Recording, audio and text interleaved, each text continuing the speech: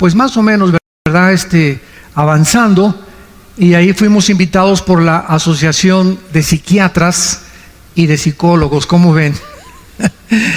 No fui invitado por pastores, sino por la Asociación de Psicología de Ecuador, para darles conferencias en un hotel como este, a más de 600 profesionistas, la mayoría psicólogos, psiquiatras, astrofísicos, políticos, etcétera, etcétera. Mandó el presidente Correa una representación a la conferencia, nos da mucho gusto, se lo agradecimos también. Y pues gracias a Dios por estas puertas, ¿verdad?, que Dios nos abre en todos los foros internacionales. Bueno, en esta mañana vamos a continuar con el estudio del libro de Daniel. Los que traigan su Biblia lo pueden abrir en el libro de Daniel. Los que no traigan Biblia, siéntense con un cristiano. 5, 4, 3, 2, 1. Nos da mucho gusto en esta mañana, a través del internet y las redes sociales, llevar a millones de personas ya ahorita en vivo, que están comunicándose y sintonizando esta conferencia a través del internet y de los medios de comunicación masivos, el libro de Daniel. Y nos encontramos en el capítulo 9.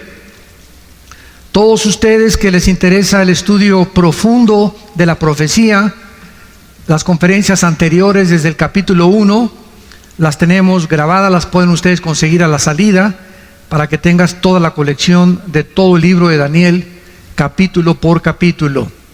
En este capítulo 9 de Daniel, para poder tener un poco de base, y de los que no están todavía en el momento en el que se llevan a cabo las circunstancias del capítulo 9, Daniel estaba bajo el imperio de los babilonios y bajo el imperio de los persas. Fueron los imperios que se profetizaron en el capítulo 2. Y como yo les decía hace algún tiempo a un foro de ateos, la historia demuestra que Dios existe. La existencia de Dios se puede probar filosófica, histórica, genética, física, biológicamente, de muchas maneras. Epistológicamente también, cosmológicamente también, a través del universo. Pero una de las evidencias más grandes de la existencia de Dios es que la Biblia nos muestra con un orden perfecto de qué forma los imperios a través del tiempo han ido sucediéndose uno detrás de otro, exactamente con la misma cronología que la Biblia lo estableció hace más de 2700, 2800 años. ¿Qué les estoy diciendo? Que la Biblia es más moderna que el periódico de mañana en la mañana.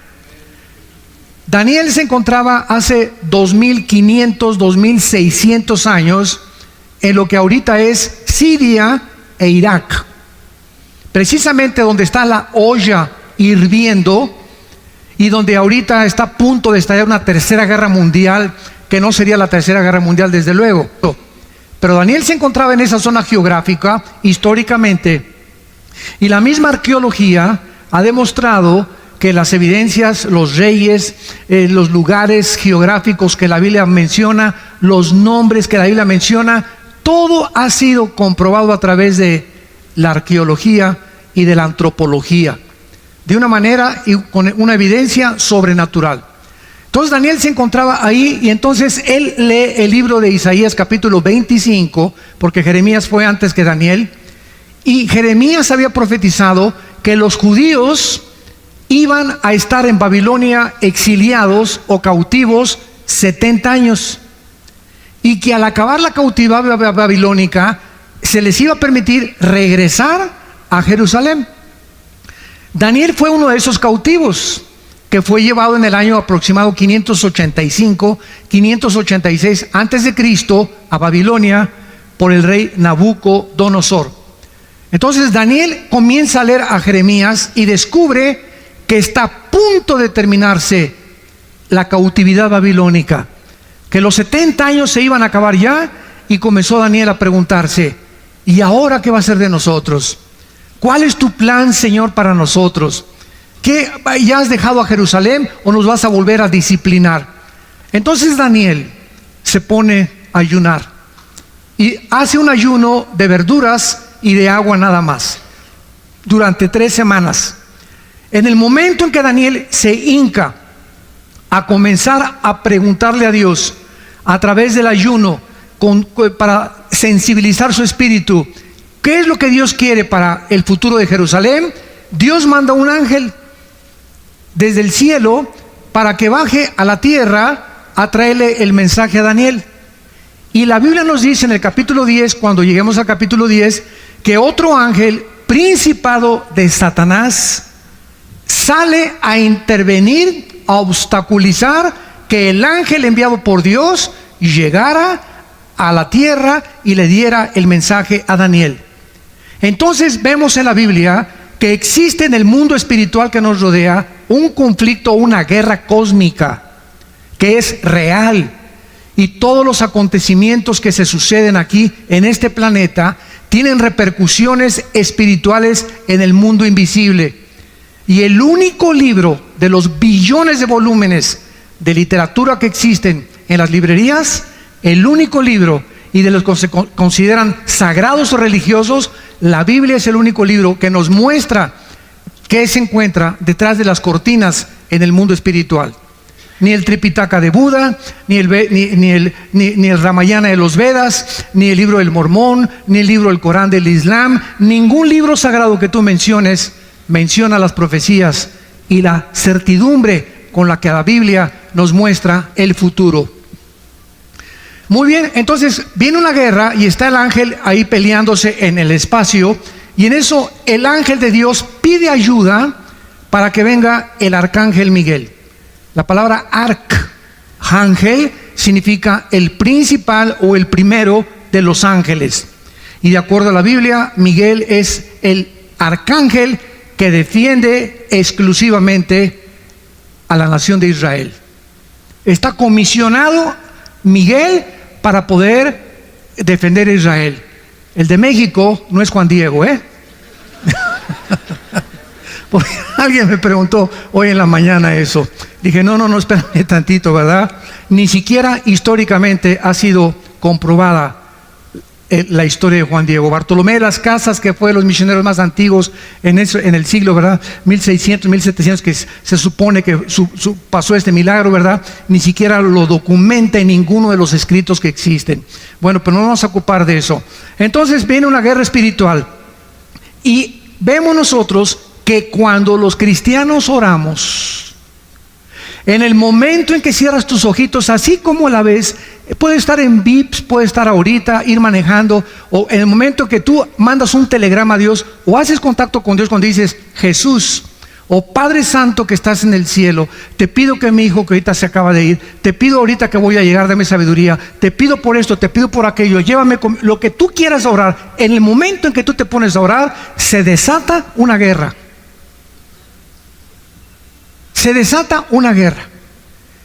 Si había demonios que iban a tratar de detener en la carretera a tu hijo, en el momento en que tú despides a tu hijo y lo bendices y le dices, en el nombre de Jesús te bendigo, y te pido, Señor, que lo guardes, inmediatamente responden los ángeles de Dios para frustrar e impedir y abortar tal vez un crimen, un asesinato o un accidente.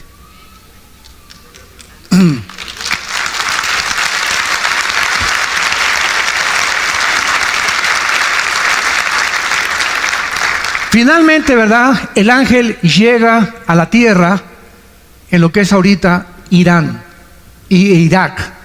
Irán en la Biblia aparece con 2 nombres. Irán aparece con el nombre de Elam, que todavía es una provincia que está en frontera con Arabia Saudita, e Irán aparece con el nombre de Persia. En 1935 se le cambió el nombre de Persia a Irán. Entonces todas las naciones que nosotros encontramos, todas las naciones, cerca de 200 naciones que hay ahorita en el mundo, tienen el mismo origen en el capítulo 10 del libro del Bereshit, que es el Génesis. Ahí en el capítulo 10 del Génesis está el origen. Ningún libro de historia, ningún historiador, ningún lingüista, nadie puede decirte el origen ni de las lenguas, ni tampoco de las naciones. Han ido apareciendo por aquí y por allá, pero no el por qué aparecieron y de dónde surgieron los tres grupos o la raza humana, que son los jafetitas, que son los hijos de Jafet, los semitas, que son los asiáticos, y los camitas, que son los africanos. Toda la raza humana, de acuerdo a la Biblia, desciende de tres hombres, hijos de Noé. Jafet fundó todo lo que es el mundo de Europa, que es todo el mundo, ¿verdad?, de la raza blanca. Los semitas, todo lo que es el Medio Oriente y el Asia, y los hijos de Cam fundaron el continente africano. Entonces, esto es maravilloso porque nosotros podemos continuar buscando y escarbando el origen de todas las cosas. En el capítulo 9, versículo 20, vamos a abordar nuestra conferencia y vamos a iniciarla con la lectura de la comunicación de los ángeles a Daniel. Dice así, Daniel 9, versículo 20: aún estaba hablando y orando y confesando mi pecado y el pecado de mi pueblo Israel, y derramaba mi ruego delante de Jehová mi Dios por el monte santo de mi Dios. Aún estaba hablando en oración cuando el varón Gabriel, ¿se acuerdan de Gabriel? Fue el que se le apareció a la Virgen María. Fue el que le dijo a María: el santo ser que nacerá en tu vientre será llamado Hijo de Dios. Es el mismo ángel mensajero principal o el correo de Dios. Gabriel, dice la Biblia, es el que Dios envía para darle el mensaje a Daniel. Y dice Daniel, a quien había visto, versículo 21, en la visión al principio, volando con presteza, vino a mí a la hora del sacrificio de la tarde. Y escuchen ustedes lo que dice el versículo 22. Me hizo entender. Todos nosotros tenemos un entendimiento limitado. Cuando yo digo he comprendido algo, estoy hablando, lo he comprendido el 100%. Pero cuando nosotros hablamos de Dios, es un ser o un ente incomprensible. Dios no puede ser comprendido el 100% por ningún ser humano. El conocimiento o la comprensión que podamos nosotros tener de Dios, de acuerdo a lo que calculó Alberto Einstein, un científico alemán nacionalizado norteamericano antes de la Segunda Guerra Mundial, dijo que tal vez el coeficiente intelectual del ser humano alcanzaba un 7 o un 8%. Así que parece que perdimos el 95% del entendimiento y la comprensión del mundo espiritual y del universo.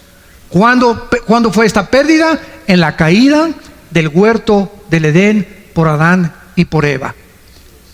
Cuando Adán y Eva se rebelaron contra Dios, el ser humano murió, se separó espiritualmente de Dios y su ADN, ácido de la información genética que traemos en cada una de nuestras células, se descompuso, se deterioró, se corrompió.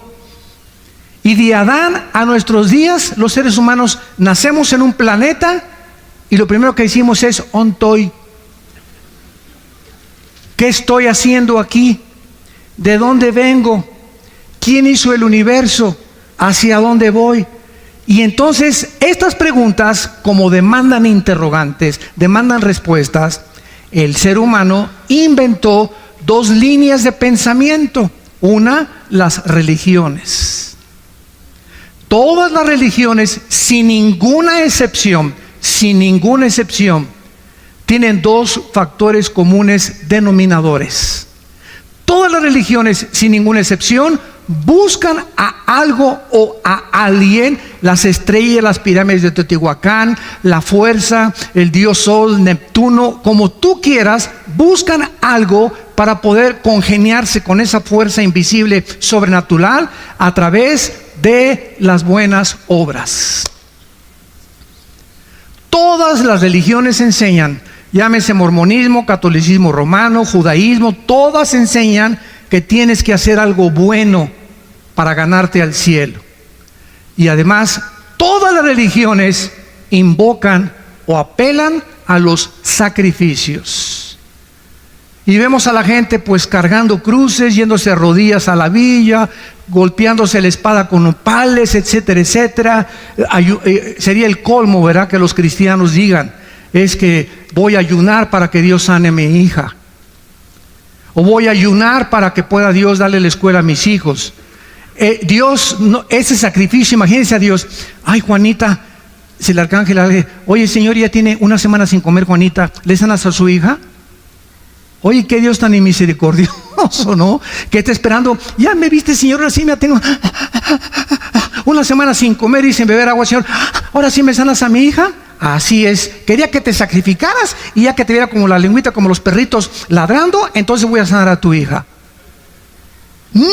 Nunca ayunemos para echarle manita de puerco a Dios. Nunca, el ayuno no es para eso.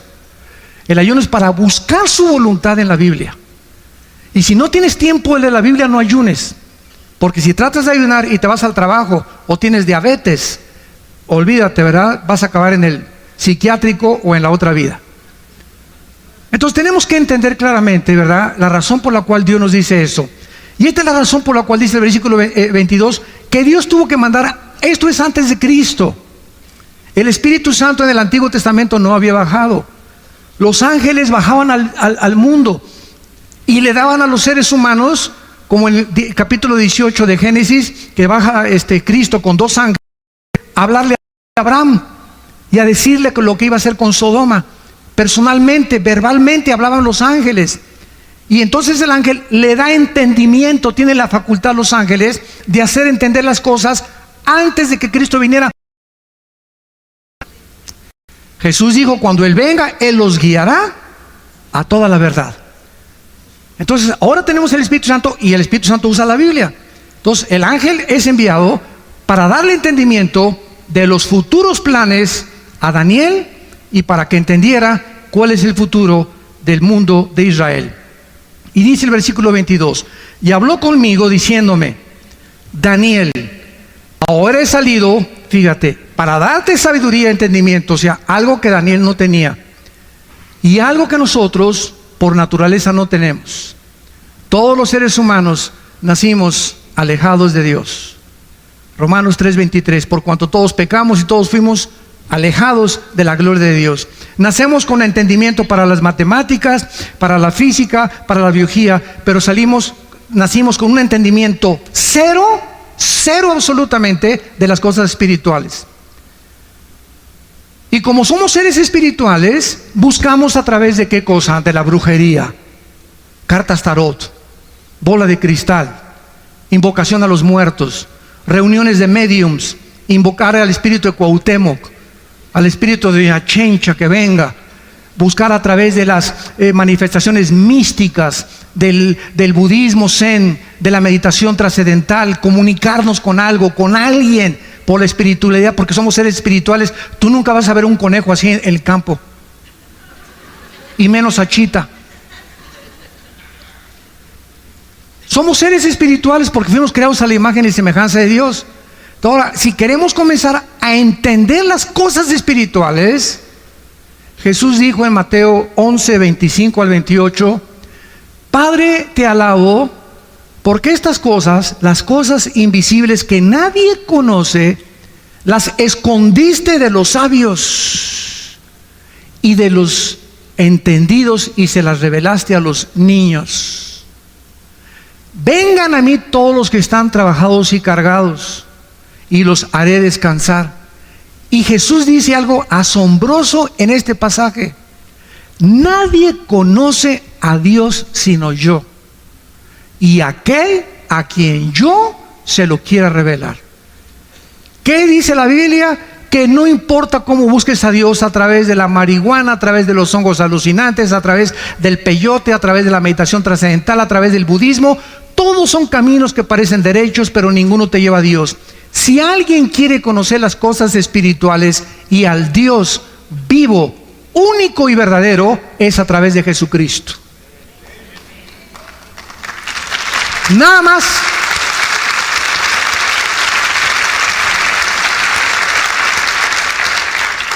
Él descendió del cielo, precisamente, dice Juan 17, versículo 3 y 4, tú me diste, Padre, el poder de bajar al mundo donde están todos estos seres humanos con un entendimiento de un 5 o 6%, completamente ciegos de lo que es el mundo espiritual, de ti, Padre, y de todo lo que pasa en sus vidas, de dónde vienen, quiénes son, a dónde van. Y tú me has dado a mí el poder de bajar al mundo y darles vida eterna. Y esta es la vida eterna, que te conozcan a ti, al único y vivo verdadero Dios, y a Jesucristo, a quien has enviado. ¿Pueden ustedes comenzar ya a entender algo? Sin Jesucristo no podemos nosotros conocer nada de Dios.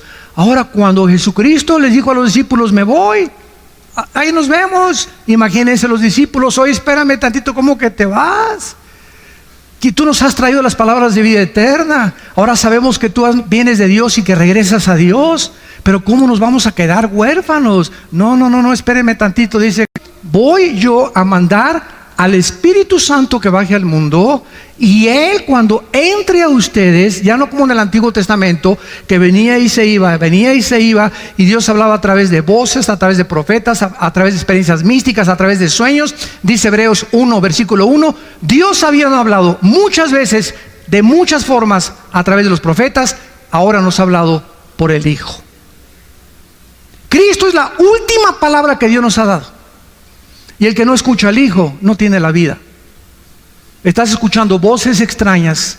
Si no es la voz del Hijo, estás escuchando la voz del enemigo. Y ahora el Espíritu, cuando recibes a Cristo, entonces por eso reciban a Cristo, por favor. Ese es el mensaje, es la carta que le entregamos al mundo.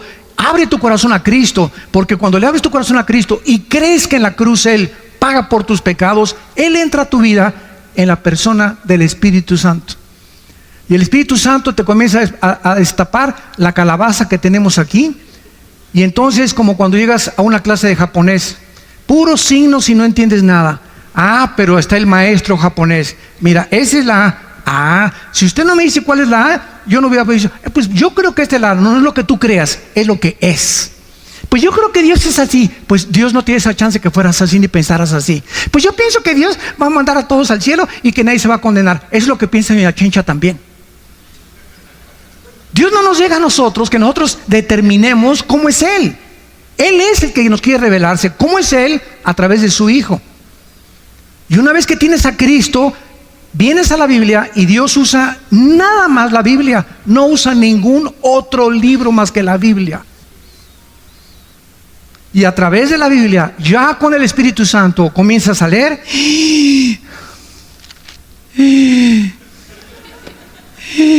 Ah, caray, híjole, qué tremendo. Y comienza sin que te des cuenta a entrar algo, porque ese espíritu, la palabra de la vida, a tu vida, comienza a lavarte. Como me dijo una persona, a usted le lavaron el cerebro, y le dije, y bien que lo necesitaba.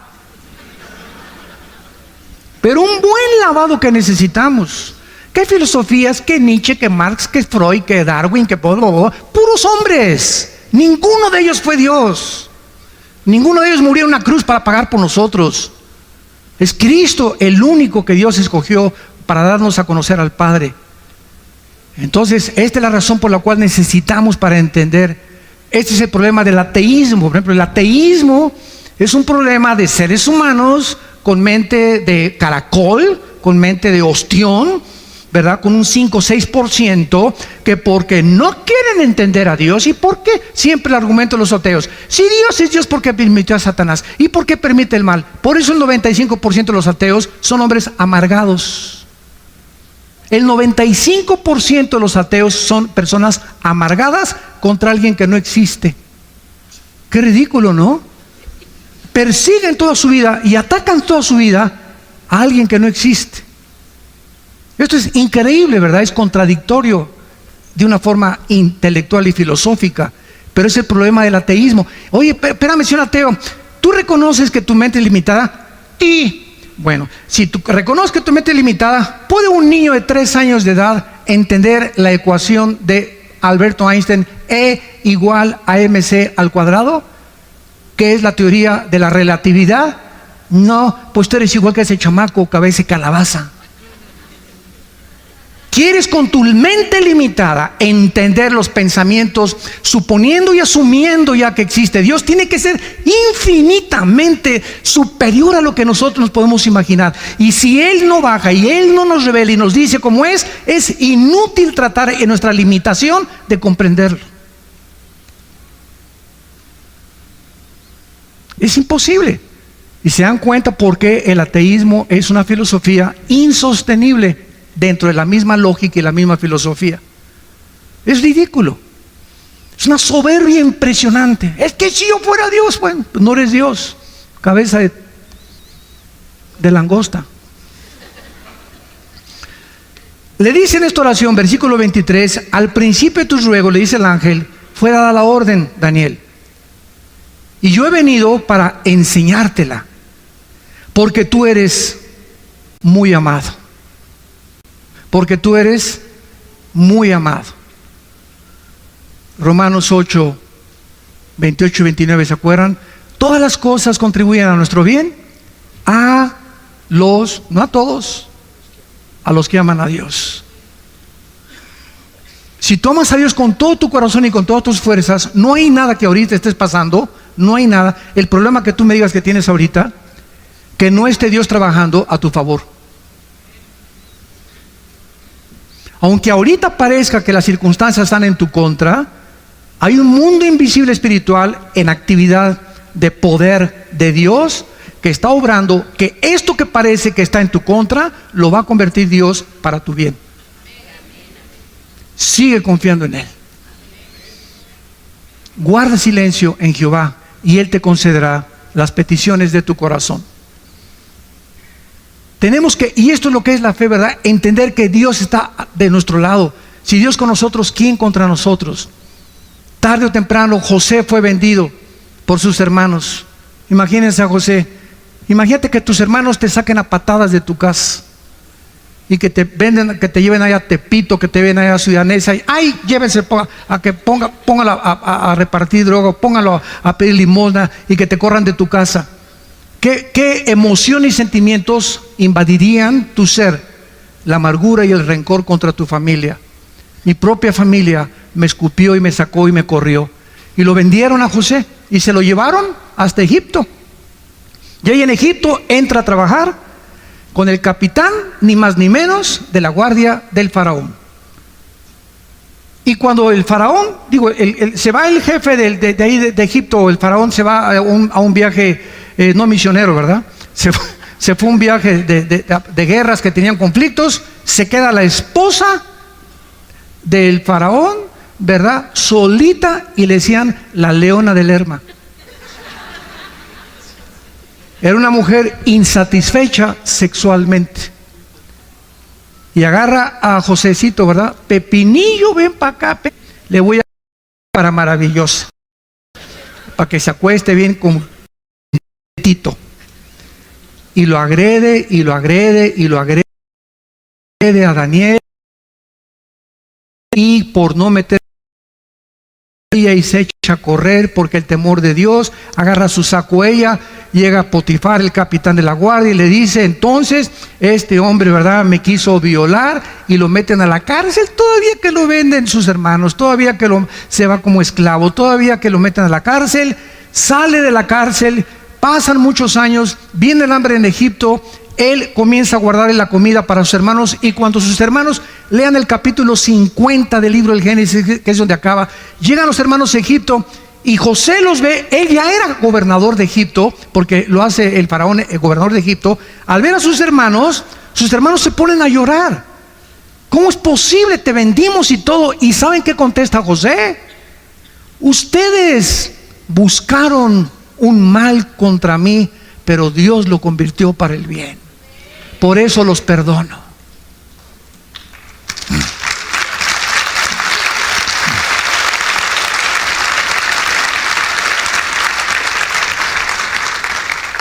Cuando confiamos en Dios, y el veneno más grande de la vida cristiana, nunca se te olvide lo que te voy a decir, el veneno más grande de tu vida, que te impide que Dios te siga guiando, que te impide entender, que te impida continuar, es la amargura.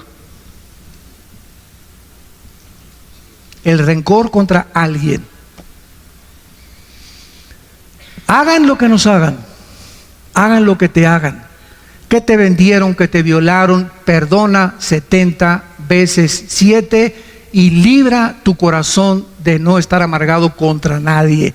Ni vayas a Plaza Galerías y venga la fulana de tal que te gritó y que dijo que tenías cara de acordeón, pues vas caminando por ahí, ¿verdad? Y te haces, dices que estás viendo otro aparador para no saludarla a ella. Esa reacción que te impide no voltear para saludar a alguien que alguien tiene contra ti, indica que no lo has perdonado. La única forma que tú puedes saber que has perdonado a alguien es cuando esa persona que te lastimó, tú no reaccionas enfrente de ella. Tú no reaccionas negativamente enfrente. ¿Sabes qué? Dios te bendiga. Tú me puedes odiarme lo que quieras.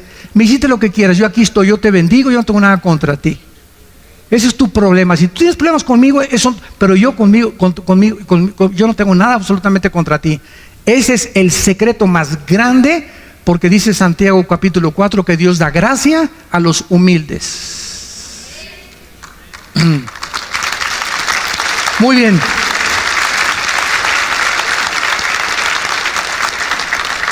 Y entonces el ángel le revela lo que se conoce en la Biblia como, yo le llamo el fundamento, yo le llamo a esta profecía de Daniel el fundamento de la escatología. La palabra escatología, para los que no sepan, viene de dos palabras, escatos y logos, que significa el conocimiento de las cosas del futuro. Entonces, un escatólogo es una persona que se dedica a estudiar profecías.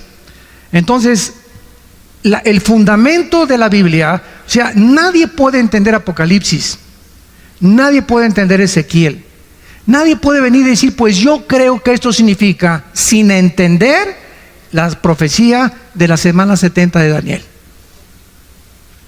Lo que vamos a ver ahorita en 4 o 5 versículos. Es la profecía más espectacular y la que marca toda la cronología de toda la historia humana. Y la que nos hace comprender por qué ahorita Israel es el centro del ataque. Como alguien me dijo, bueno, ¿y ustedes por qué nada más Israel? No nada más Israel. Yo aquí siempre traigo el menorá, que significa la iglesia. El menorá es la iglesia, la luz, somos la luz del mundo, los cristianos. Y aquí tiene 7 palitos. El menorá es el candelero de los judíos con 7 palitos. ¿Por qué? Porque el de en medio es Cristo. Y si los otros 3 de un lado y los otros 3 del otro lado es la iglesia. ¿Por qué? Porque el número 6 es el número del hombre en la Biblia. En la Biblia hay una numerología o una gramática que significa que cada letra tiene un significado bíblico o un significado numérico. Entonces el hombre tiene el número 6, el 1 es el nombre de la unidad, el 3 de la Trinidad, el 5 es el número de la gracia, el 12 es el número del gobierno, el 8 es el número de la perfección total, etcétera, etcétera. Entonces, el menorá significa Cristo en medio de los seres humanos. Cristo en medio de los seres humanos. Y esto es precisamente por qué Dios usa los números en la Biblia. Vamos a esta profecía, versículo 24. 70 semanas están determinadas sobre tu pueblo y sobre tu santa ciudad. En la Biblia había semanas de días y de años.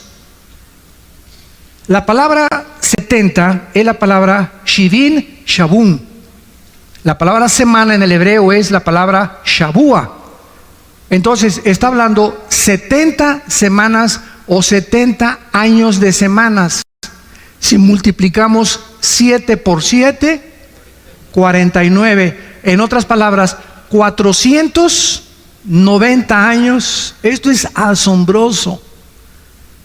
Te voy a dar la cronología de los años, Daniel. Hay 490 años para Israel. Y cuando se cumplan los 490 años, yo regreso. Y cuando los más grandes físicos, matemáticos y aquellos que han estudiado las leyes de las probabilidades también matemáticamente en la Biblia, matemáticamente también se demuestra que la Biblia es algo sobrenatural, han calculado exactamente la cantidad de años que se profetizó.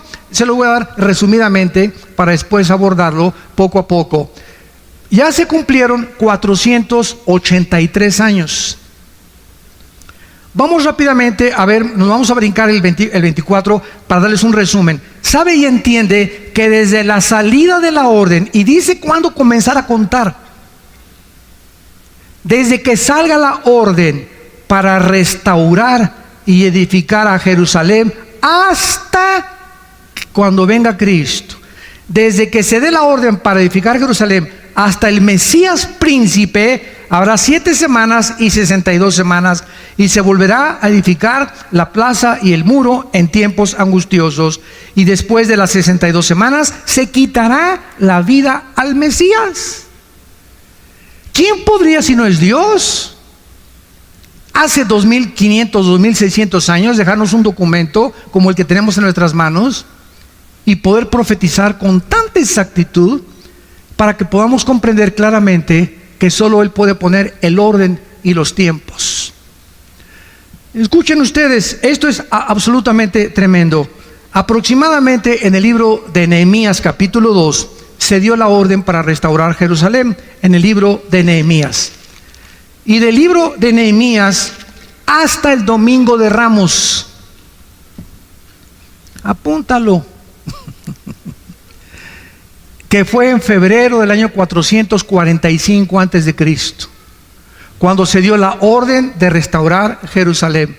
Y cuando Cristo llega a Lucas 22, al Domingo de Ramos, y en un burrito cabalgando, y todos creían que ya viene el Mesías, y de acuerdo a las profecías del reino, el Mesías va a establecer su reino, y vamos contra el Imperio Romano, y se acabó ya el yugo del Imperio Romano. Llega Jesucristo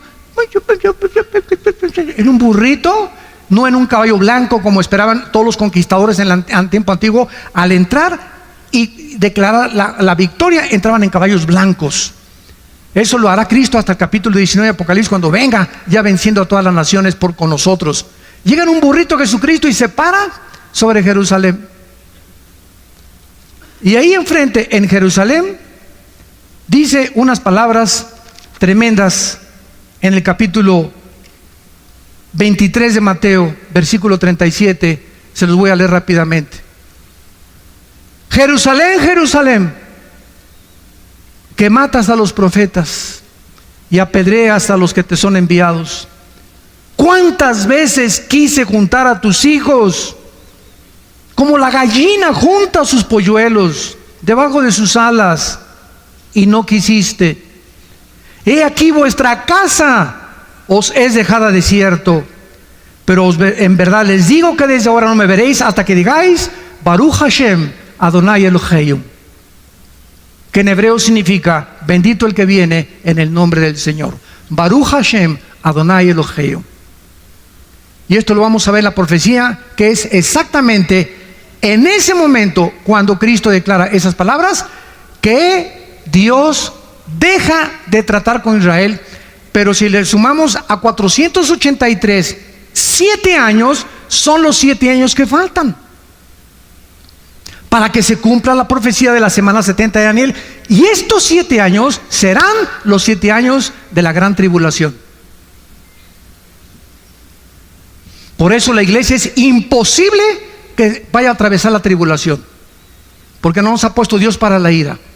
Si regresamos a Daniel, vemos claramente para quién es esta profecía. Versículo 24, 70 semanas, o sea, 490 años están determinados sobre tu pueblo y sobre tu santa ciudad, no a la iglesia. Ahí está el conflicto de muchas personas o teólogos o escatólogos que tratan de interpretar que la iglesia va a pasar la tribulación o esto y el otro, simplemente porque no han entendido las 70 semanas de Daniel.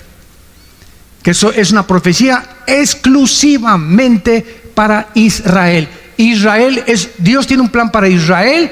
Síganme con cuidado. Dios tiene un plan para la iglesia. El plan de Dios para Israel y el plan de la iglesia son diferentes. Esto se llama dispensacionalismo.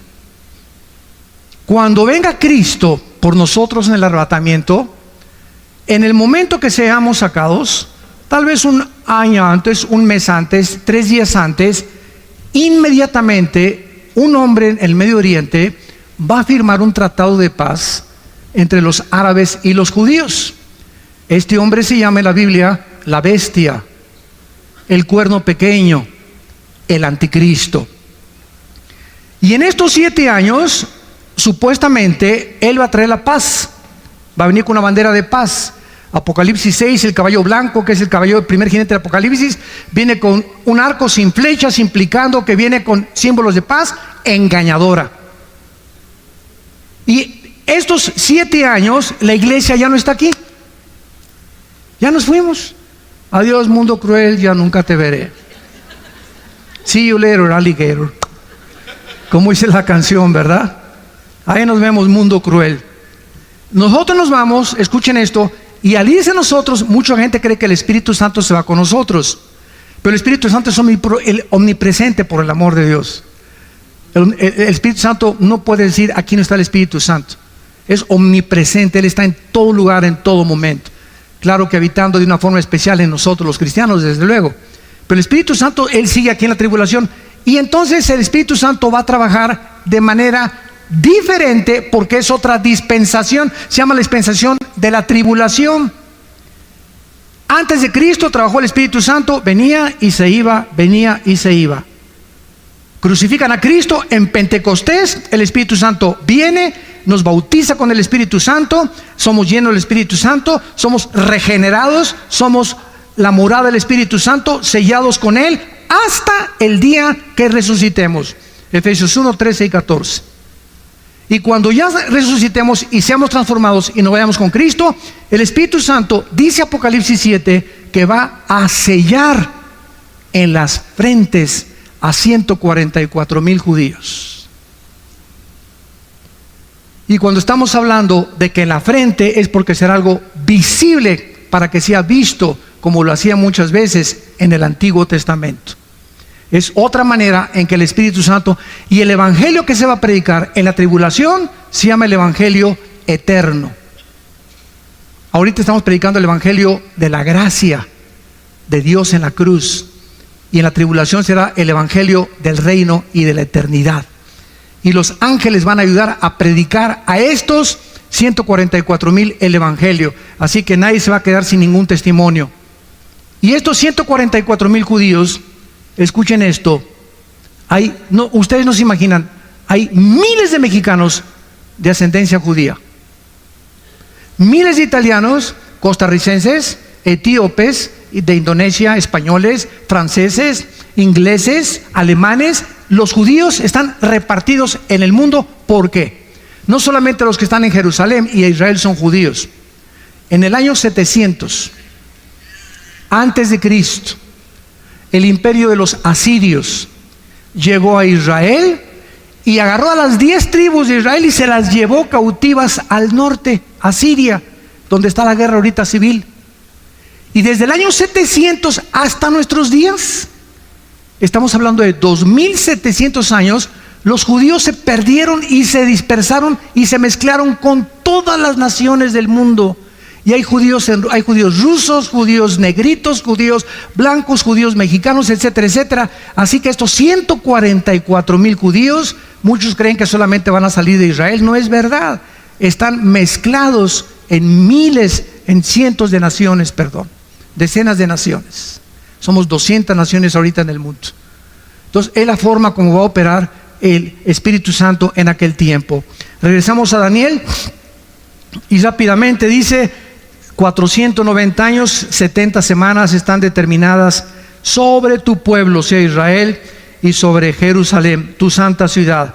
Y vean ustedes lo que se enumera a continuación, que es lo que se conoce como las 6 profecías para la nación de Israel.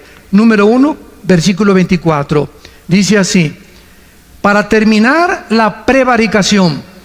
Vamos a profundizar mucho en esto, y es importante conocer el significado de las raíces hebreas, de las palabras que se tradujeron al castellano. La palabra prevaricación en el hebreo es peshá, con P de papá y SH, así como suena peshá. Esta palabra se usa el 90% en el Antiguo Testamento y se traduce rebelión. Cuando un hombre es peshá, es un hombre rebelde. O cuando es peshá, es algo que una rebelión que está propagando contra alguien. Entonces, Dios está diciendo, van a pasar 490 años hasta que se termine la rebelión. O sea, el pueblo judío actualmente está en rebelión contra Dios. ¿Sabían ustedes, verdad?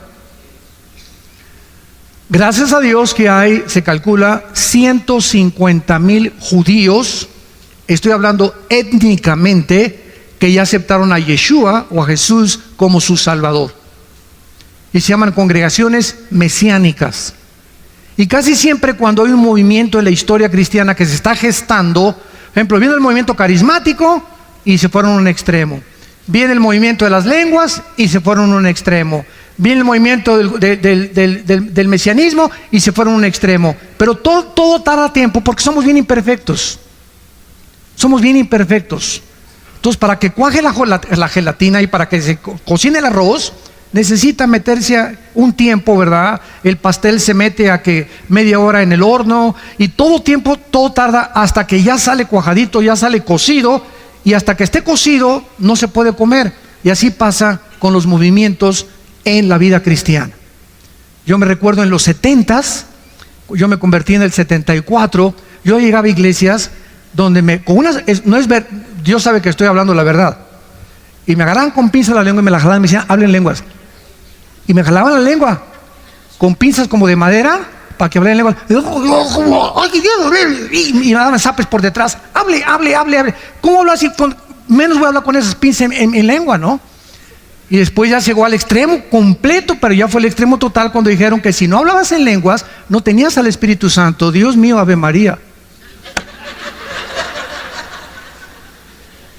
Y se aceptó como algo que si no hablabas en lengua no tienes el Espíritu Santo. O sea, la iglesia se divide entre los que tienen lenguas, y si no lo tienes, no eres cristiano pero sin el Espíritu Santo. Espérame tantito, si soy cristiano tengo el Espíritu Santo, porque la palabra cristiano es ungido pequeño.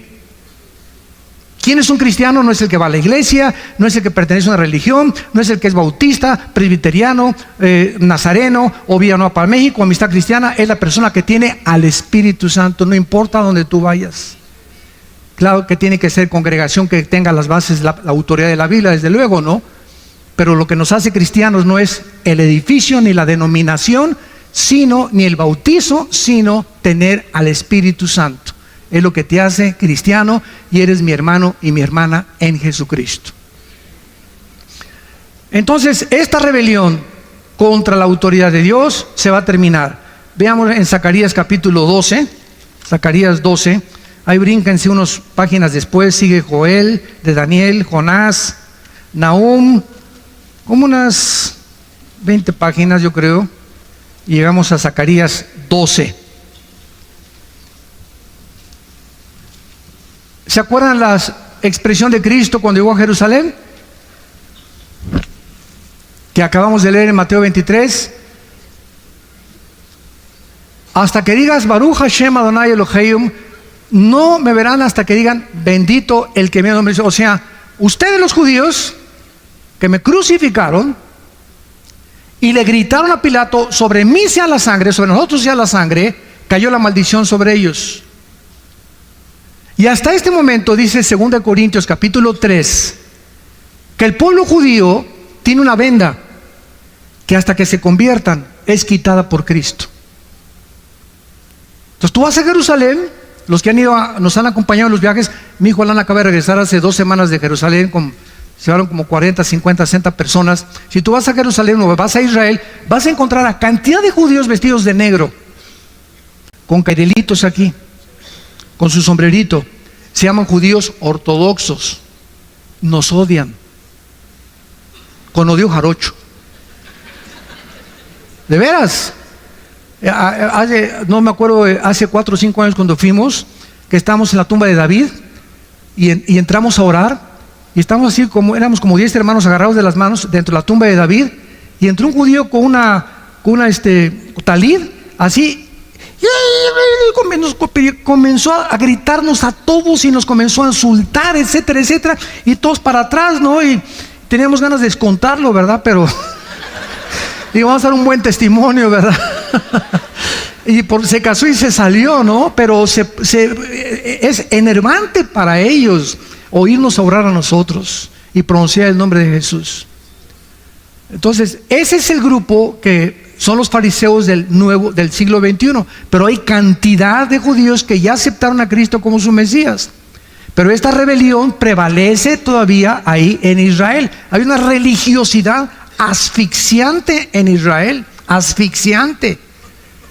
Por ejemplo, ustedes saben que estos judíos ortodoxos, o sea, todos los que ven ustedes de negro, todos sus hijos de ellos no van a la guerra, y el gobierno los tiene que mantener. El primer ministro Benjamín Netanyahu hace algunos meses trató de quitar este decreto y hacerlos trabajar, porque no trabajan. Desde que son niños, lo único que hacen es leer la Torah o el Mishnah, que es la ley, los 5 libros de Moisés o el Pentateuco. Y es a lo que se dedican, nada más, la pura leer. Y están siempre, leen y leen y leen. Desde chiquitos crecen eso. No van a la guerra, no trabajan, y el gobierno los sostiene para mantener las tradiciones judías. Y es inconcebible, ¿verdad? Es ridículo, ¿verdad? Pero Netanyahu no le aprobaron el proyecto que hizo, ¿verdad? Y no pudo alcanzar nada. En Zacarías 12, dice el 9 al 10, hablando de este día futuro, que es futuro cuando Israel se convierta, y en aquel día, está hablando cuando Cristo venga, yo procuraré destruir a todas las naciones que vinieren contra Jerusalén, y derramaré, escuchen, derramaré hasta ese tiempo, derramaré sobre la casa de David y sobre los moradores de Jerusalén espíritu de gracia y de oración, y mirarán a mí a quien traspasaron. Y llorarán como se llora por hijo unigénito, afligiéndose por él como quien se aflige por el primogénito. No será hasta que él venga y lo vean con sus llagas en las manos y digan, caray, él era Jesús.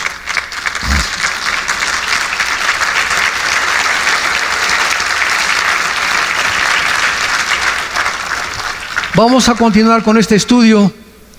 Pero es impresionante la cronología bíblica, es impresionante el contacto que la Biblia nos da con el mundo que nos rodea, con lo que está pasando ahorita en el mundo con las naciones, y la comprensión que el Espíritu Santo nos da a los cristianos, que las gentes que no son cristianas no lo tienen.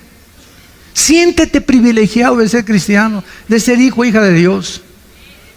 Pero este privilegio que experimentemos, que nunca se manifieste en orgullo, nunca, nunca, nunca, porque pierdes la gracia de Dios. Que este privilegio, esta experiencia que tenemos de tener a Dios en nuestras vidas, nos humille, al contrario, y saber que es por la gracia que yo cada semana mínimo le digo a Dios, Padre, ¿de dónde me sacaste? Me acuerdo de dónde me sacó Dios. Cuando yo me convertí, yo no era nadie. Estaba en el suelo, en el lodo estaba, revolcándome en la cochinada. Ahí estaba yo. No merecía ni el perdón de Dios, de todas mis maldades que hice. De ahí nos sacó, de una cantera, de una roca, de ahí nos sacó Dios, y comenzó a trabajar como los escultores, y con el cincel, con el martillo y el cincel, a sacar la figura de David de una escultura, de una roca, las figuras que hacen los escultores, ¿verdad? Así Dios, de una piedra que éramos nosotros, de un carbón, nos está convirtiendo en diamantes a los cristianos. Y por eso es tan importante el sufrimiento en los cristianos y las pruebas en los cristianos. Como decía Churchill, el primer ministro de Inglaterra, cuando hace calor, no te salgas de la cocina. El momento que vienen las pruebas, ya él es cristiano, parece cristiano y parece... Ay, y en la iglesia hay problemas. No estás en Disneylandia, hijo. No estamos todavía en Reino Aventura. En la casa, en la iglesia, no hay ninguna iglesia perfecta.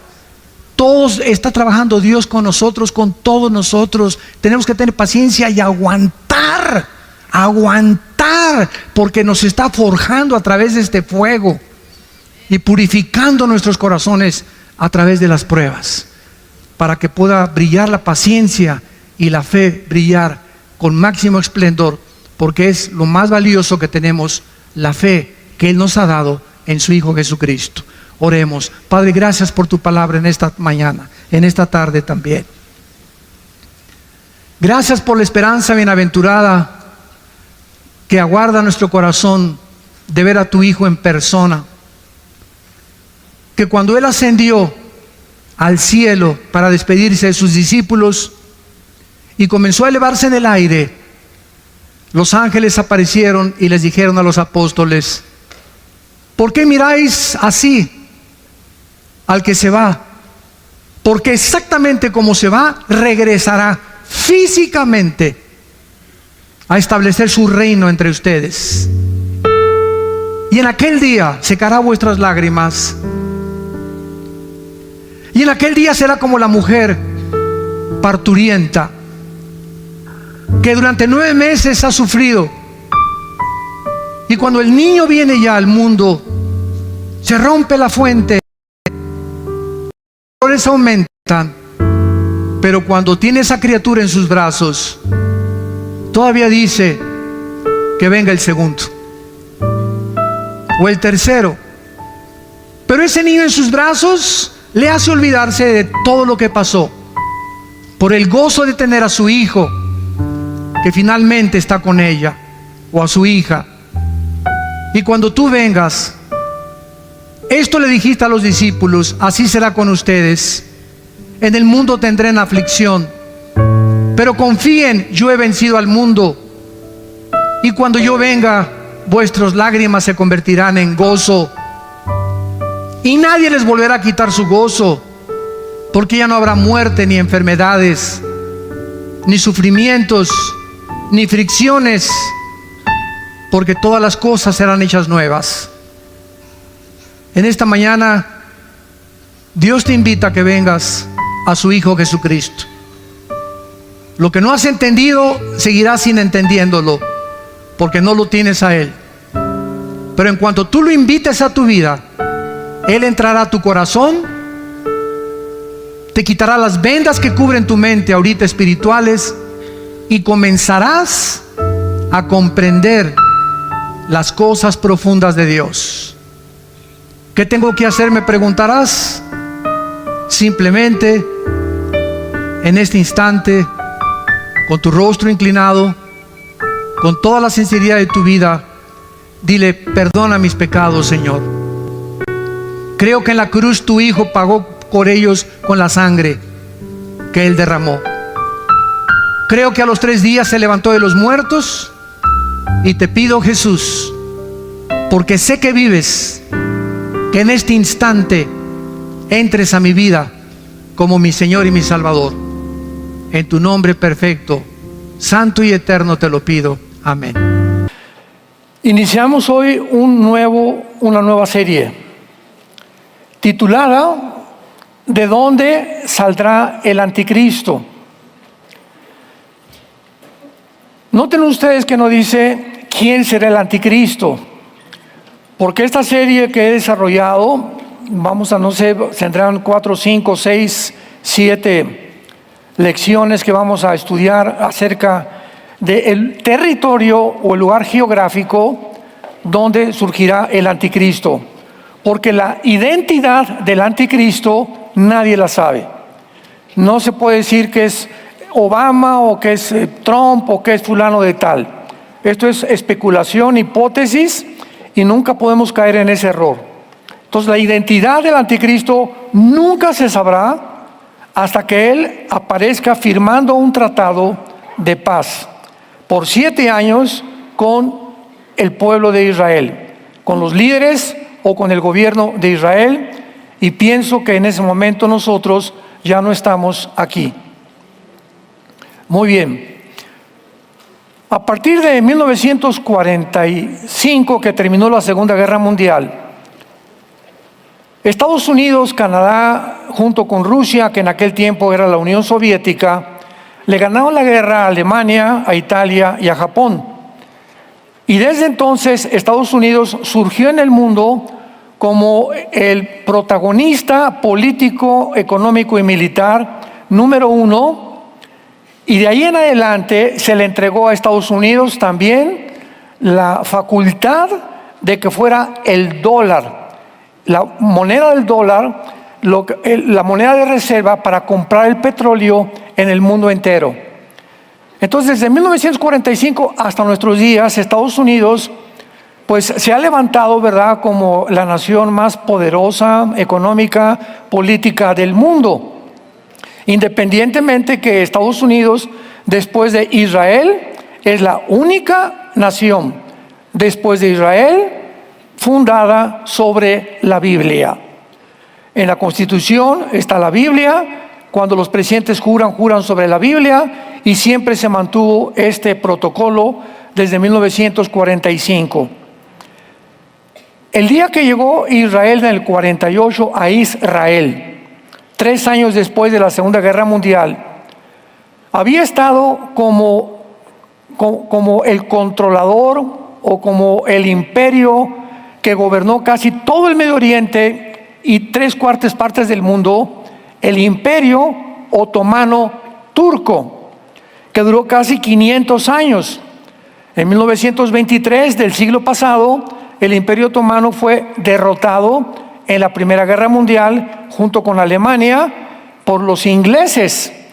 Entonces, Inglaterra de 1923 a 1945 tomó el control del Medio Oriente.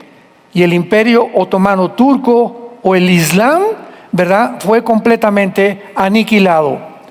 Sin embargo, en 1947, ya que Inglaterra se salió del Medio Oriente y le dejó la tierra a Israel, le dejaron Gaza a Egipto y Jordania, el Banco Oriental, que es donde se encuentra actualmente ya completamente, se salió Jordania y se salió Egipto, se quedó Israel con la franja de Gaza nada más, ocupada por un grupo de árabes. Esos árabes eran los sobrevivientes o los individuos o las personas o el pueblo que durante el tiempo del exilio de Israel, casi 2000 años, ocuparon algo de la tierra de Israel. Entonces, cuando llegan los judíos en 1948 a la tierra de Israel, estos árabes comenzaron a protestar y se formó la Liga Árabe en 1947, un año antes, cuando ya prevían que iba a venir Israel. Dentro de la Liga Árabe se establecieron estatutos o decretos muy claros. Número 1, vamos a conquistar políticamente el Medio Oriente. Y número 2, nuestra meta principal es exterminar el Estado de Israel. Impedir que el año que entra puedan ubicarse y que voten por él. Sin embargo, en aquel tiempo, la Liga de las Naciones le concedió a Israel y los ingleses que tomaran la tierra de Israel, y en el 48 vino el primer ataque de la Liga Árabe. Entonces, estos árabes que se les dio Gaza para que pudieran vivir, poblar Gaza y ser parte de Israel, porque el gobierno los invitó a que formaran parte de Israel, se rebelaron. Porque en la Constitución de la Liga Árabe dice, tenemos que exterminar al pueblo de Israel.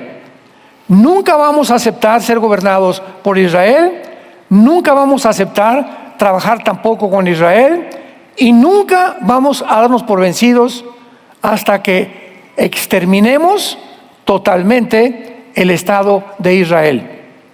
Esto es importante comprenderlo, porque hasta el siglo XXI en que nos encontramos, estas metas, estos decretos, estos objetivos no han disminuido. Entonces, atacaron a Israel en el 48, atacaron a Israel en el 67, en el 73 la guerra de Yom Kippur, y en 1973, cuando los árabes se dieron cuenta que ya no podían, mediante la guerra, ganarle la batalla a Israel, formaron por medio de un hombre llamado Husseini lo que se conoce como el Movimiento para la Liberación de Palestina. Una vez que se forma este grupo, nombran a un árabe llamado Yasser Arafat, que fue educado en Egipto con Husseini como su discípulo, para que formara un movimiento, y vean cómo se llama, para la liberación de Palestina. Porque para los árabes no es Israel, quieren mantener el nombre de Palestina. Vamos a hacer un paréntesis. Nunca ha existido una nación llamada Palestina. Jamás. Nunca ha existido un pueblo llamado palestinos. Nunca en la historia.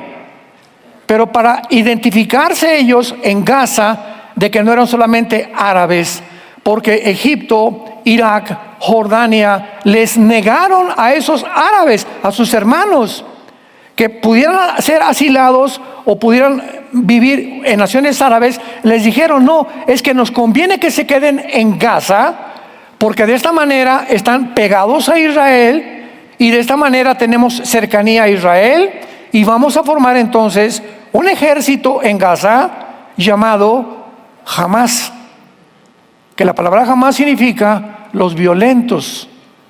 Entonces de ninguna manera les convendría a ellos llamarse árabes, pero son árabes palestinos, pero se adjudicaron el nombre de palestinos, cosa, ¿verdad?, que no existe ni siquiera en las Sagradas Escrituras. Palestina fue el nombre que un emperador romano le quitó a Israel, porque el diablo ha querido borrar del mapa a Israel. En toda la geografía, la mayor parte de las naciones árabes, ni siquiera aparece la nación de Israel. Entonces, a través de todo este proceso, pues vino una revolución tremenda en el Medio Oriente con estas guerras, y pues no pudieron con las batallas, el 52, 65, 73, y se forman los grupos terroristas.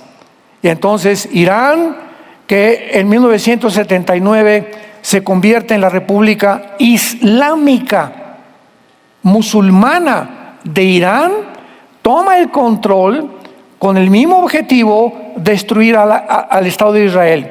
Entonces Irán y Hamas se unen y forman Hezbollah. Ya tenían un ejército junto a Israel llamado Hamas. Ya estaban en el occidente, ahora en el norte tenía Hezbollah, y tenían en el oriente a los Hutis en la nación de Yemen, en la península arábica. Entonces, con estos grupos guerrilleros comienzan a crecer y entramos al siglo XXI. Pues sabemos que violaron algunas personas y familias, estos grupos guerrilleros, terroristas, hundieron barcos americanos durante el siglo XX, etcétera, etcétera. Pero al llegar al siglo XXI, se levanta en el Medio Oriente un grupo llamado ISIS, que significa el Estado de Irak y de Siria. Irak y Siria forman la antigua Babilonia en la Biblia, la primera ciudad que fue levantada por un hombre llamado Nimrod. Génesis capítulo 10. Entonces, este grupo de ISIS se levanta en el Medio Oriente y desentierran totalmente al antiguo imperio otomano turco, que por 500 años dominó casi el mundo entero, principalmente el Medio Oriente, por medio de la ley Sharia. La ley Sharia es una ley que excluye completamente a las mujeres. La ley Sharia mata a todos los homosexuales, a todos los transgénero, a todas las personas. Es increíble que ahora que están persiguiendo a Israel y vamos a liberar Palestina, el movimiento LGTB en Estados Unidos están votando por Palestina, y se les dijo que ustedes no saben ni quiénes son los palestinos, ¿verdad? Porque te vas ahorita a Gaza, te matan porque eres homosexual. Pero así está el mundo de loco, ¿verdad? No saben ni siquiera por quién están protestando. Entonces se levanta este grupo de ISIS con el objetivo de volver a desenterrar el Islam, el poder musulmán en el Medio Oriente. Sin embargo, en el Imperio Otomano, para que una persona fuera nombrada el jefe de un grupo islámico tenía que ser un califa. La palabra califa y la palabra sultán, después el nombre sultán se lo cambiaron, significa un líder político, pero que tenía que tener herencia de Mahoma, que en el año 603 después de Cristo nació el movimiento del Islam. Entonces, ninguno de ISIS podía ser calificado como califa, pero el director de ISIS comenzó a decir, es que tenemos nosotros que provocar una guerra mundial. Síganme con mucho cuidado de aquí en adelante, porque vamos a entender lo que está pasando ahorita en Siria y el Medio Oriente, y por qué la Biblia nos muestra claramente que el anticristo surge de la región geográfica entre Siria e Irak. Lo que era la antigua Babilonia. Babilonia comienza con el primer intento con la Torre de Babel de rebelarse contra Dios, y el mundo termina exactamente en el mismo lugar geográfico. Como dice el libro de Eclesiastés, Salomón, no hay nada nuevo debajo del sol, lo que ha sido será siempre y se repetirá. Entonces el mundo nació en un punto y el mundo regresará bíblicamente al mismo lugar. Ahí estuvo también el paraíso o el huerto del Edén, donde comenzó la civilización. Entonces, este grupo de ISIS vuelven otra vez a desenterrar las ideas, la política del antiguo imperio otomano turco, y comienzan a profetizar ellos que tienen que provocar una guerra. Porque de acuerdo a los sunis, que es una rama del Islam, a través de una guerra surge el califa final, el líder final del Islam. Tenemos que entender esto, que se llama el Mahdi, que significa el guía, el Mesías o el libertador. Entonces, como ellos siempre han visto a Israel y al mundo occidental como sus enemigos, porque para un musulmán, alguien que es infiel es alguien que no es musulmán. Entonces, si no eres musulmán, es la única religión en el mundo que te obliga por medio de la fuerza a convertirte a su religión.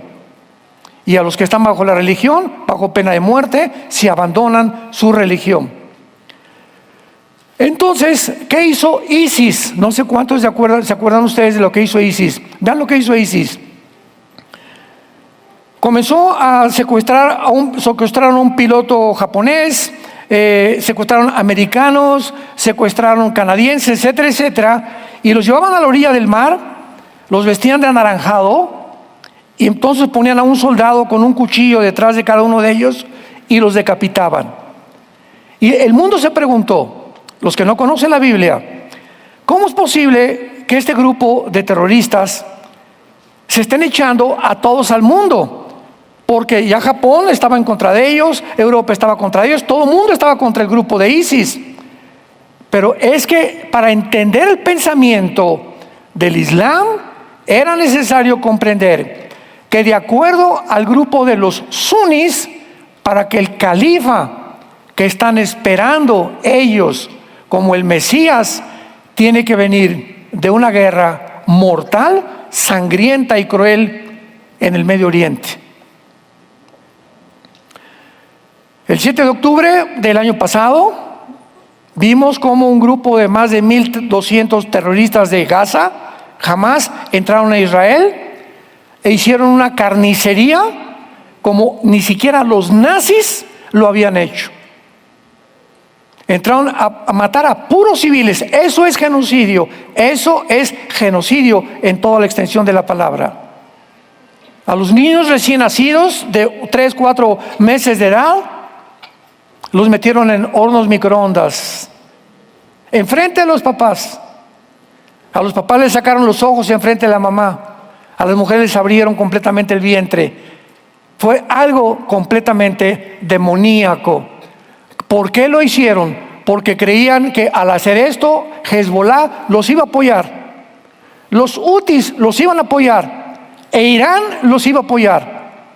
Y cuando se dan cuenta que Israel reacciona y se va detrás de ellos antes de que sigan planeando la segunda invasión, Dice Hezbolá, no le entramos. Los hutis tampoco intentaron hacer absolutamente nada. E Irán frenó completamente el ataque donde ellos creían que iban a provocar una guerra final contra Israel y para que viniera el califa.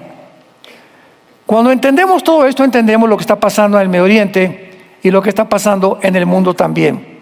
Ahora bien, ese califa, ese ungido, ese Mesías que el Islam está esperando, es ni más ni menos para nosotros el anticristo. El anticristo, ¿quién va a ser? Un hombre que se va a sentar con Israel, y para eso Israel, ahorita va viento en popa Israel, pero va a pasar algo terrible muy pronto en el Medio Oriente. Irán se va a recuperar, se va a unir con Turquía, con Siria y con Irak, de acuerdo a Ezequiel capítulo 38 y de acuerdo a Apocalipsis capítulo 13, 1 y 2 y Apocalipsis capítulo 17. Todo esto lo vamos a ir desarrollando. Entonces, es impresionante que para que ellos pudieran obtener la venida del califa, tenían que provocar la guerra. Entonces, el anticristo se va a sentar con Israel y les va a decir: les propongo 7 años que los musulmanes ni nadie del Islam los va a tocar. ¿Quién puede prometerle esto a Israel? No puede ser un judío, porque muchos decían que el anticristo era un judío. Y todo esto se ha ido desbancando conforme vamos avanzando y estudiando las profecías. Nos damos cuenta que esto era una imposibilidad. ¿Cómo puede un judío proponerle a los judíos 7 años de paz? Tiene que ser alguien que tenga atrás de él el control y que lo respeten. Y que los judíos sepan que realmente pueden creer que él tiene el poder para poder garantizarles 7 años de paz. Tenía que ser un musulmán.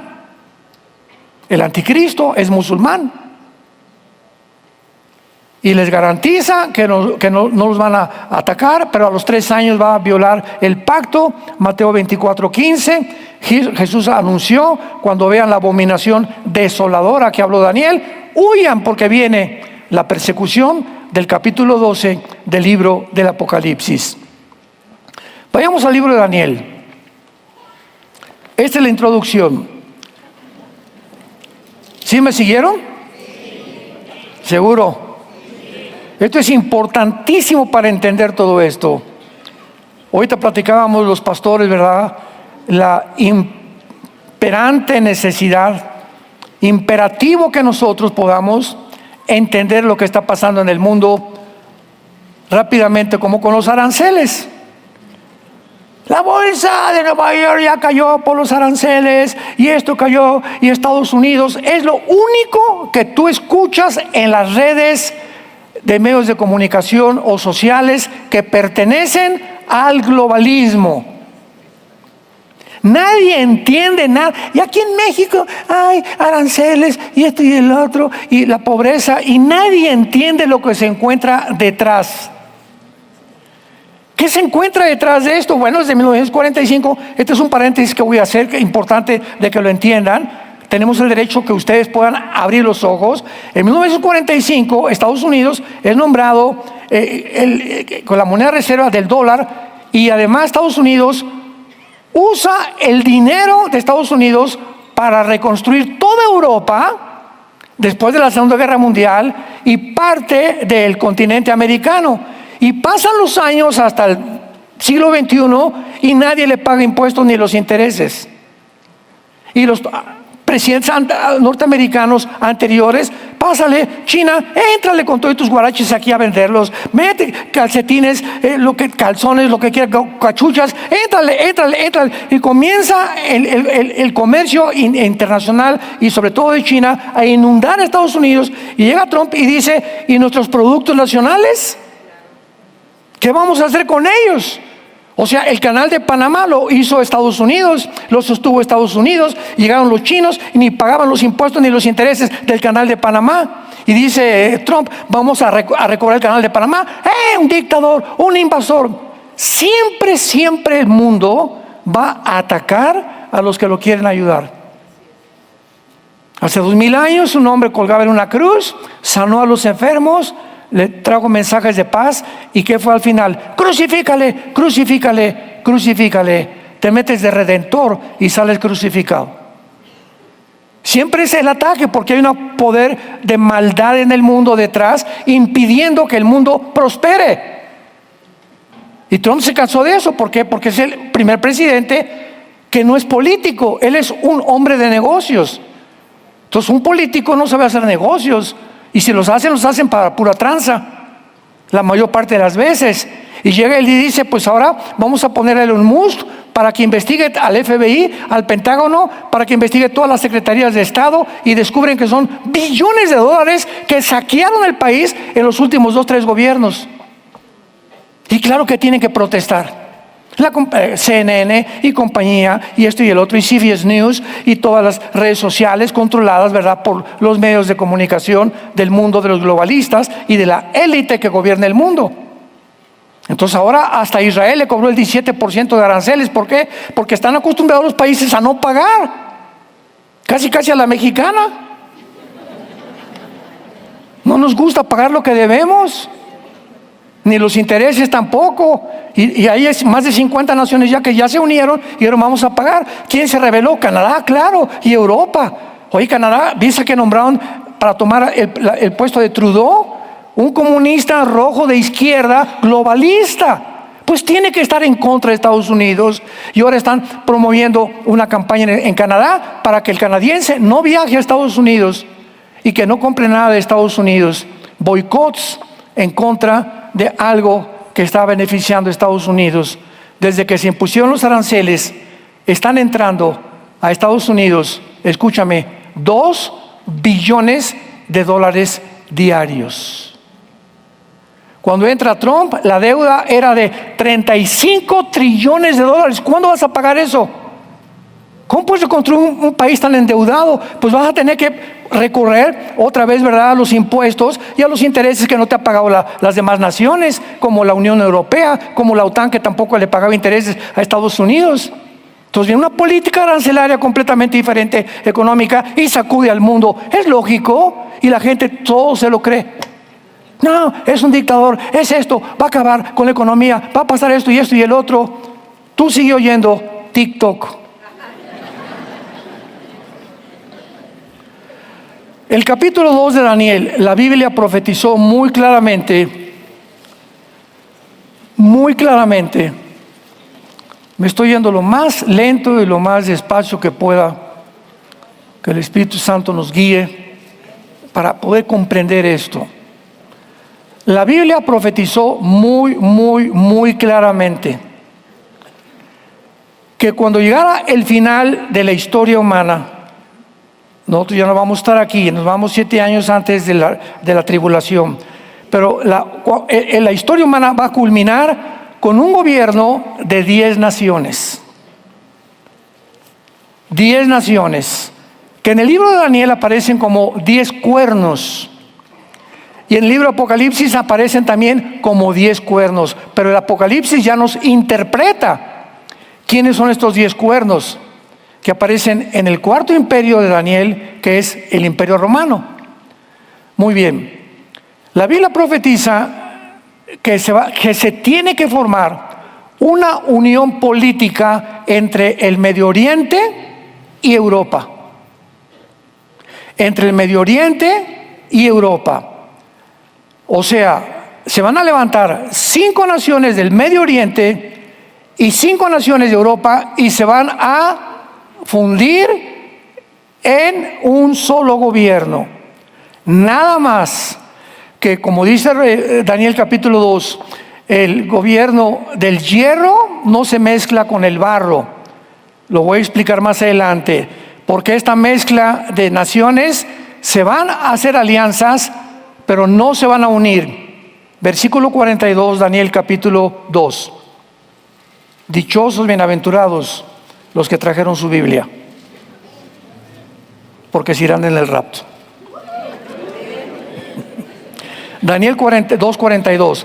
Y por ser los dedos de los pies en parte de hierro y en parte de barro cocido, El reino, o sea, este último gobierno mundial será fuerte y en parte frágil.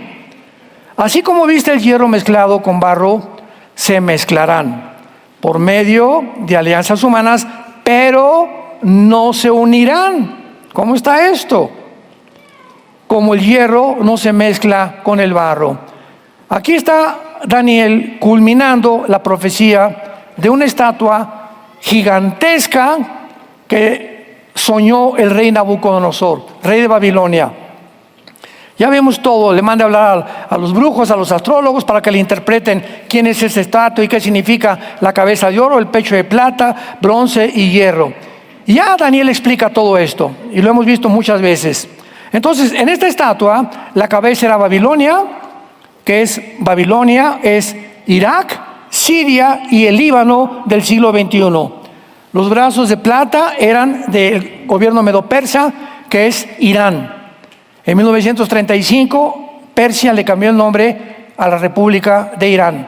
El vientre es Grecia, la plata, y las dos piernas de la estatua eran de hierro. O sea, la última forma del gobierno mundial. ¿Por qué dos piernas? Porque el Imperio Romano, en el año 475, el Imperio Romano Occidental sucumbió en Roma. Tenía su capital en Roma. Pero el Imperio Romano Oriental continuó hacia Constantinopla durante casi 1000 años o 1100 años en lo que es ahorita Estambul, Turquía. Y se le llamó el Imperio Bizantino en la historia. Entonces las dos piernas representan eso. Ahora bien, dice la Biblia que los pies de la estatua eran de barro con hierro. Y los 10 dedos de la estatua representan las 10 naciones finales que descenderán ¿de dónde? Del antiguo Imperio Romano, que son las dos piernas.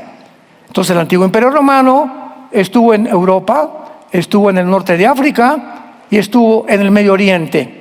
Entonces, estos 10 dedos, dice la Biblia, que formarán la última forma de gobierno mundial. Veámoslo en el versículo 44. Y en los días de estos reyes, ¿de cuáles reyes? De los 10 dedos. De las 10 naciones que conformarán el final gobierno. En los días de estos reyes, el Dios del cielo levantará un reino que no será jamás destruido. Ni será el reino dejado a otro pueblo, desmenuzará, consumirá todos estos reinos, pero él permanecerá para siempre. De la manera que viste que del monte fue cortada una piedra, no con mano, la cual desmenuzó, observemos claramente, el hierro, el bronce, el barro y la plata y el oro, el gran Dios ha mostrado al rey lo que ha de acontecer cuando, en lo porvenir. Noten ustedes que en este sueño de Nabucodonosor, los que están ya relacionados con las profecías de Daniel, que al final el rey ve una piedra que viene del cielo y golpea en los pies, que es la última forma de gobierno mundial, la estatua, y cuando golpea la pierna, Jesucristo es la piedra, se desmenuza, se derriba toda la estatua y se dice el hierro, la plata, el bronce y el hierro. O sea que cuando venga Jesús, estos imperios estarán vigentes. ¿La cabeza quién es? Siria, Babilonia e Irak. La antigua Babilonia. Irak, medio persa, que eran los brazos y el pecho de plata. ¿Quién es? Irán. Grecia y las naciones del Imperio Romano. Naciones que pertenecían al Imperio Romano. Entonces la Biblia nos muestra que esta es la forma como el mundo terminará. Esto significa lo siguiente, amados santos de Dios. Estados Unidos no aparece. Rusia no aparece. China tal vez. Al final, en el Armagedón. Pero estas naciones, ahorita Estados Unidos, para que se conforme un G10 de 10 naciones que formen una confederación del Mediterráneo, no puede Estados Unidos permanecer. Ni tampoco Rusia, porque son las naciones que están compitiendo entre China, Rusia y Estados Unidos en el siglo XXI. Para que esto se cumpla, tiene que desaparecer Estados Unidos del mapa. Y no sabemos si este gobierno de Trump sea el último gobierno. ¿Será coincidencia que se pide el Trump? ¿La trompeta final? ¿Quién sabe? Muy bien, ahora muy bien.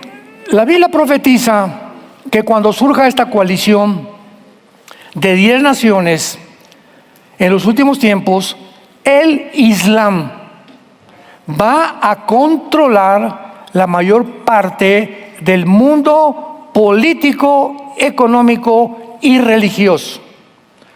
Este sistema religioso, como hemos visto, tiene 2 metas principales. 1, establecer el Islam como la única religión del mundo. Un botón de muestra, ahorita Inglaterra, Alemania y Francia, donde el Islam está completamente controlando estas naciones. Y el segundo objetivo, destruir la nación de Israel. Y como vemos en Apocalipsis 12, la persecución de Satanás contra el pueblo de Israel. ¿Quién es esta persecución? El pueblo del Islam, que jamás perdonará a Israel. Ahora, después de que podemos analizar todas estas cosas, podemos darnos cuenta claramente también acerca de este famoso califa, para poder ya entrar más profundamente a ver que no hay duda que aunque hay varias teorías, especulaciones de la identidad del anticristo, que fue el Papa, que fue Obama, o que es Trump, o que es Jared Kushner, el yerno de Trump, etcétera, etcétera. Hasta este momento, por favor, no hagan caso de nada. Que ya nació el anticristo, no es cierto, no es cierto, no es cierto. Nadie va a poder conocer su identidad. Y si tú lo reconoces, porque te quedaste.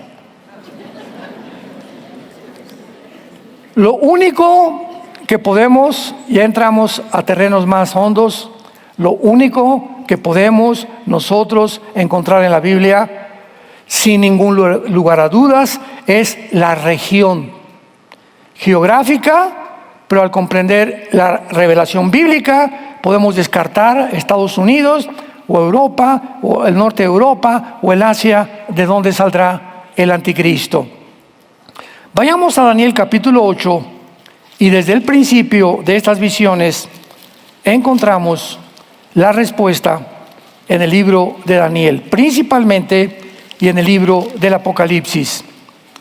Vamos a tener entendimiento acerca de este asunto y lo vamos a descubrir en el capítulo 8 de Daniel. En este capítulo, Daniel tiene una visión. Un carnero encarrelado, versículo 3, que venía con 2 cuernos altos, uno era más alto que el otro y el más alto que creció después. Y el carnero hería, o sea, avanzaba militarmente, con los cuernos al poniente, o sea, al occidente, al norte y al sur, y ninguna bestia, o sea, ninguna otra nación podía pararlo. No había quien pudiera escapar de su poder, y hacía conforme a su voluntad y se engrandecía. ¿Quién es este carnero? Es el imperio medo-persa. En otras palabras, Irán. ¿Qué, señores historiadores que nos acompañan? De acuerdo a la cronología en la que Daniel pone los imperios mundiales, primero aparece Babilonia, la cabeza de oro, que es Babilonia, Irak, Siria y el Líbano. ¿Quién siguió de Babilonia? Los medos persas.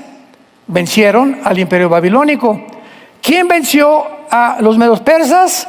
Dice la Biblia, el macho cabrío del versículo 5, que vamos a ver que fue Grecia, bajo Alejandro el Magno. Y después los griegos fueron vencidos por el imperio romano. Entonces ahí tenemos estos 4 imperios en el libro de Daniel, con la evidencia histórica y geográfica y geopolítica que la Biblia describe con una exactitud sobrenatural. Ahora muy bien, vemos entonces que este carnero es visto y viene otro que es el macho cabrío. Vamos a ver aquí que representan a cada imperio. Se estrella contra el Medo Persa y lo derriba al carnero, el macho cabrío. Dice el versículo 6, vino hasta el carnero de 2 cuernos, que lo había visto en la ribera del río, y corrió con él con una furia tremenda para derribarlo. Y lo vi que llegó junto al carnero y se levantó contra él y lo hirió y le quebró sus 2 cuernos. El carnero no tenía fuerza. ¿Por qué 2 cuernos del carnero?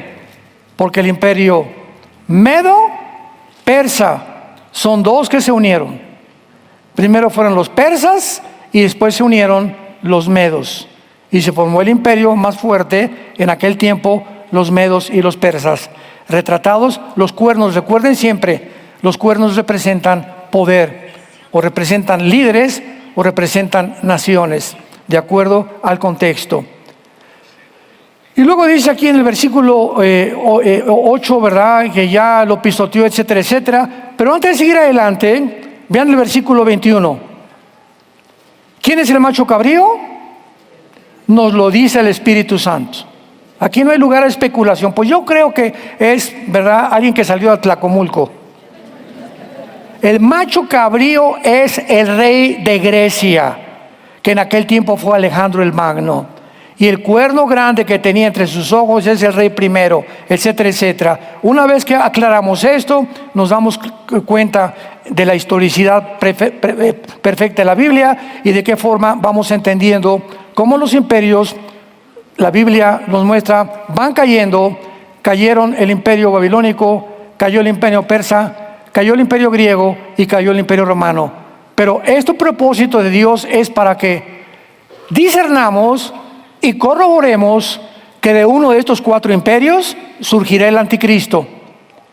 Y el imperio donde surgirá el anticristo será de una de las 4 divisiones del imperio griego. Veámoslo claramente en el versículo 8. Y el macho cabrío, que es Grecia, se engrandeció sobremanera, pero estando en su mayor fuerza, aquel gran cuerno que fue Alejandro el Magno fue quebrado. Alejandro murió en Babilonia, en lo que es ahorita Irak.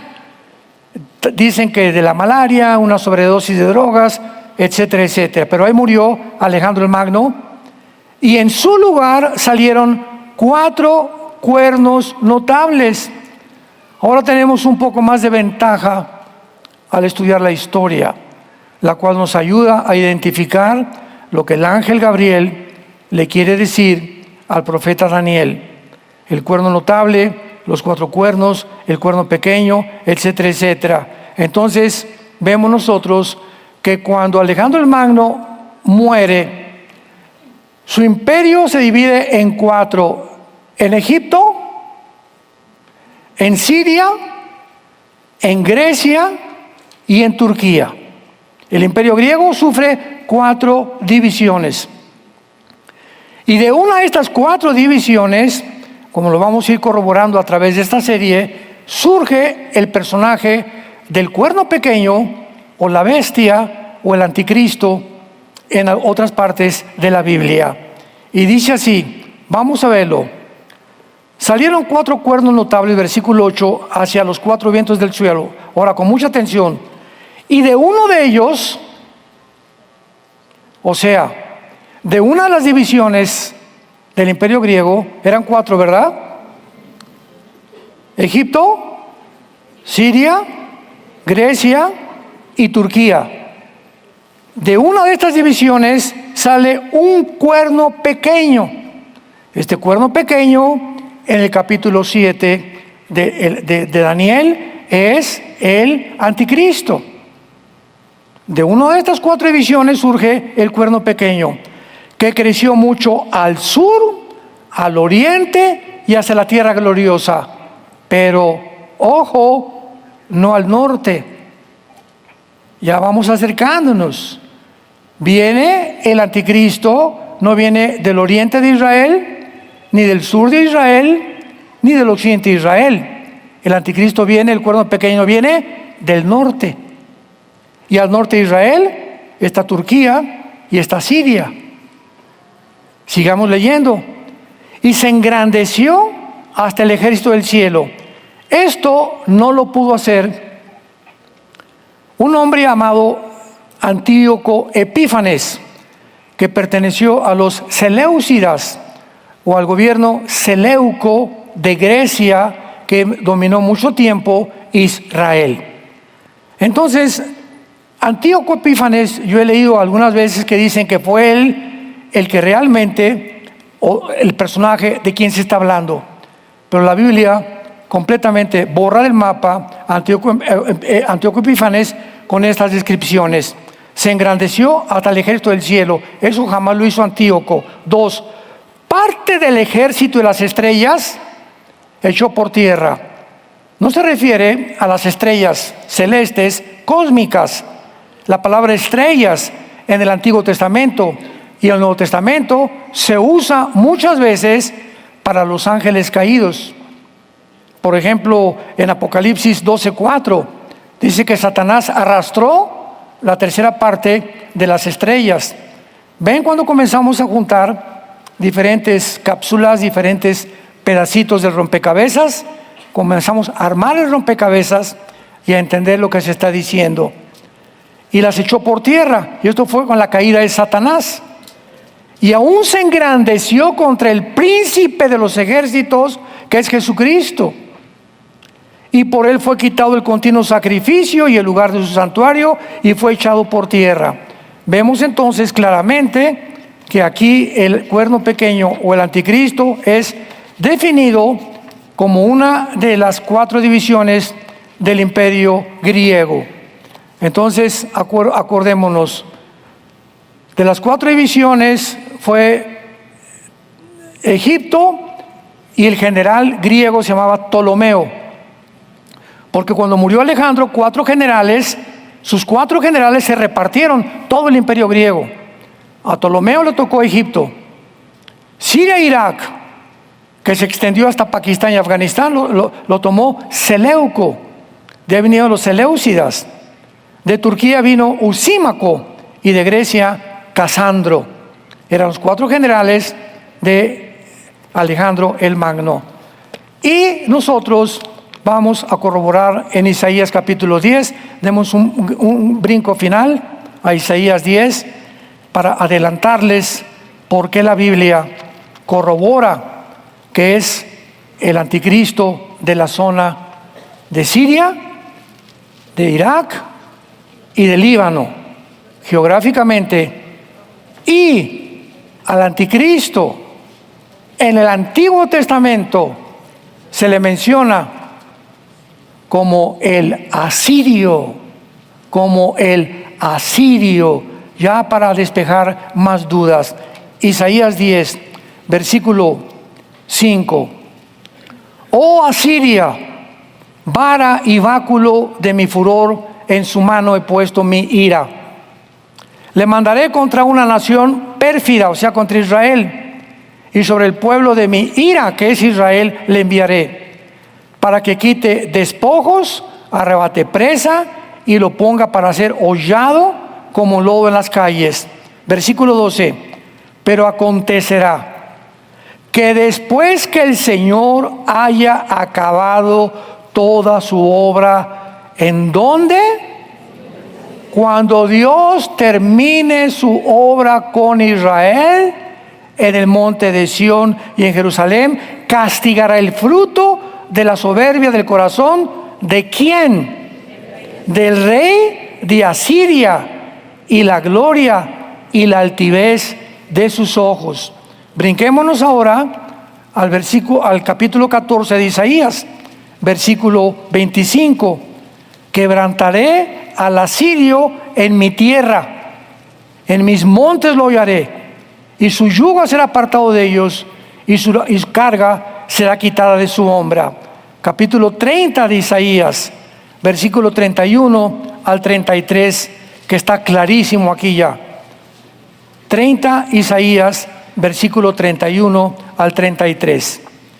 Porque Asiria, que hirió con vara, con la voz de Jehová, será quebrantada. Y cada golpe de la vara justiciera que asiente Jehová sobre él, será con panderos y con arpas, y en batalla tumultuosa peleará contra ellos. Versículo 33 es la clave, porque el Tofet, la palabra Tofet es el lago de fuego. Cuando veas Tofet en el Antiguo Testamento, es el lago de fuego. Porque el lago de fuego ya de tiempo está dispuesto y preparado, ¿para quién? Para el rey. ¿El rey de quién? El rey de Asiria.